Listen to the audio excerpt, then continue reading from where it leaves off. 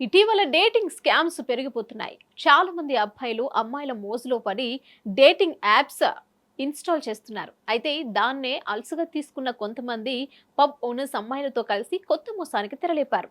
హైదరాబాద్‌లో తాజాగా కొత్త రకం డేటింగ్ స్కామ్ బయటపడింది.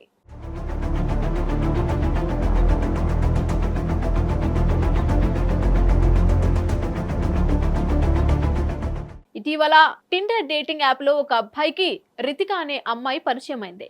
గంటల తరబడి మాట్లాడుకున్నారు. పరిచయమైన మరుసటి రోజే అబ్బాయిని కలుద్దామని చెప్పి హైటెక్ సిటీ మెట్రో స్టేషన్ వద్దకి రావాలని కోరింది. తర్వాత రోజు ఇద్దరు మెట్రో స్టేషన్ వద్ద కలుసుకున్నారు. కొద్దిసేపు ఇద్దరు కలిసి మాట్లాడుకున్న తర్వాత ఆ అమ్మాయి పక్కనే ఉన్న గలేరియా మాల్‌లోని మోష్ క్లబ్‌కి వెళ్దామని అతడిని అడిగింది. అందుకు అంగీకరించిన యువకుడు రితికను తీసుకొని ఆమె చెప్పిన క్లబ్‌కి వెళ్ళాడు. అంతే, అక్కడికి వెళ్ళిన తర్వాత ఆమె తీయని మాటలు చెప్పి ఖరీదైన మద్యం ఆర్డర్ చేస్తుంది. దాంతో 40,505 బిల్ అయింది. ఇంకేముంది తప్పదనుకొని కుయ్యముర్రో అనుకుంటూ బిల్లు మొత్తం కట్టాడు బాధితుడు.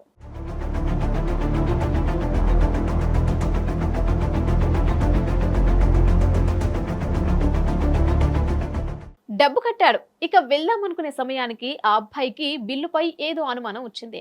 దాంతో అతడు క్లబ్ తాలూకు గూగుల్ రివ్యూస్ చూశాడు. అప్పుడు తనలాగే మోసపోయిన వేరే యూజర్ రాసిన రివ్యూ చూసి కంగుతిన్నాడు.